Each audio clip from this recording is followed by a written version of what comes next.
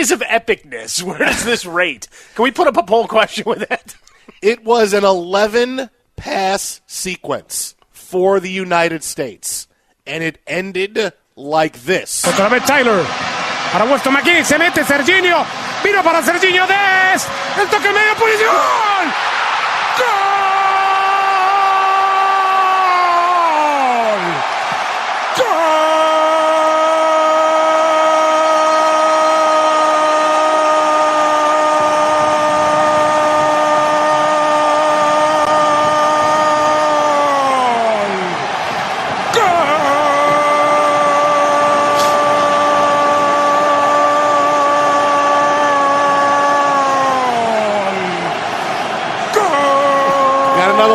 Got another one coming.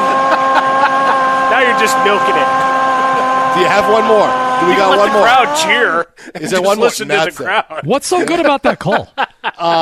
There it is on Telemundo. Christian Pulisic's goal gets the United States by Iran 1-0, and now we're in the knockout stage against the Netherlands. And it was so nerve-wracking at the end because, look, this is why I loved Clint Dempsey, because I'm watching the game with a little bit more critical eye, because knowing soccer a little bit more, how I do coaching it. The substitutions he made in the 80th minute were awful. Right, and I feel bad because Haji Wright's a local kid, right? He's from my neighborhood, and I'm like, oh man, dude, you were really bad. And these substitutions just gave Iran so much momentum. And the last 20 minutes, because there's 9 minutes of extra time, it's like, oh my God, come on, guys, we got to do something. It's so bleeping nerve-wracking, but the United States held on, and I said it this morning before the game. I love the United States winning this game and showing they're the better team, because you can break down Greg Berhalter and his bad substitutions. You can break down how the United States sometimes doesn't play up to par. But this is who the United States is. And this is, you can steal this and take this. I give everybody permission. The United States, they play to the level of the opponent and the importance of the game. And once you understand that, everything else makes sense. Doesn't mean it's right. I mean, if you're a soccer factor and you want to be a great team, you play great every week, right? That's how you do it in Germany and France. This is how it's done. But this is who the United States has been the last couple of years with all the World Cup qualifying. They'll look unbelievable in the Gold Cup against Mexico. And then in a World Cup qualifying game against a rollover team, they look like they're not even interested in being out on the pitch, right? But this is who the United States is. The bigger the game, the better the team, the better they play. I knew we were going to get a great effort by them today. I thought they'd get a couple of more goals, but Pulisic getting hurt kind of hurt that a little bit. I felt great about today. I feel great about the Netherlands on Saturday. The bigger the game is, the better the opponent, the better we play. I feel awesome going into this weekend. Yeah, as we're talking, just to open the couple of barrages, but then it became all right, which team wants to play defense more? Right, and that down the stretch. I hate playing that way down the stretch, right? 1-0, yes, obviously protect, but it's maddening. Like, that last 9 minutes took forever. But we watch it in the NBA. We watch it in the NFL. I mean, you watched it this past weekend, San Francisco, New Orleans. Pick your NFL team. Are they up for this game? It's hard to be up for all 17 that you play, right? Same thing here, as you're trying to pace yourself, you're trying to feel games out, and sometimes it gets away just that fast.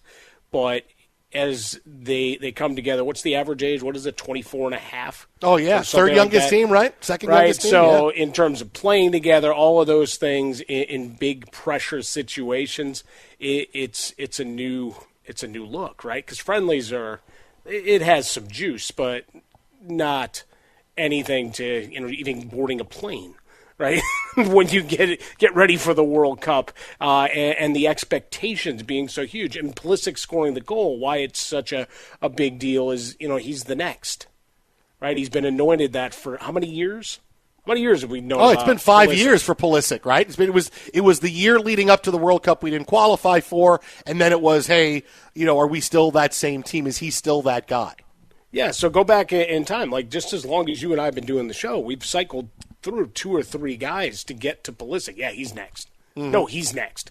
And to come onto the stage, I mean, there's a much different spotlight, especially because everybody now becomes a critic of what you're doing, who, including the loudest mouths in the game that normally aren't paying attention except to see a score or where there's a hot take to talk about dismantling things.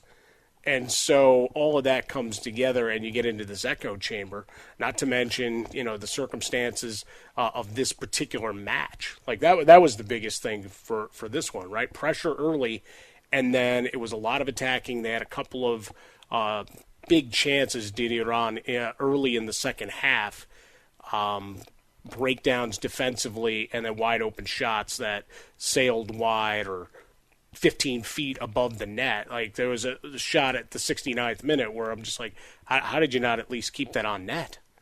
Like just to give your guys a chance at a rebound. But it is for the U.S. now, and Berhalter's, a guy that the criticism continues to come and will. The substitution patterns. We'll talk with one of our esteemed friends of the show and experts to all of this, but trying to figure out how you roll through to the next level and what Netherlands can bring on Saturday. But just exciting to still be talking U.S. men's national when normally it's all right. It's the women and the women and the women, which is fantastic, right? Mm-hmm. The levels of dominance, but to have men's soccer start to make a name and show more consistent effort against big time opponents like England, and then a game here against Iran with everything on the line to put forth this effort was just a huge step forward. Just right before, I'm saying to myself, Christian Pulisic cannot take any more set pieces. His corners his free kicks have been awful. They've been garbage the entire He's not getting past the first defender. No, it's like, dude, what is happening to you? Are you trying to kick it into the guy's chest? I mean, you think you're going to take him out? Yeah, it's like, do you have the ball with the goalie magnet on it that's finding the other player, right? And then he makes that play to score the goal, and I go, oh, my goodness, he is him. He is him. It's Pulisic. Yeah, just take that other part away. That is the one piece of everything that if you were to get at Berhalter about decision-making, that's the one that I don't think anybody can have a question. It's like, why does he continue to kick free kicks?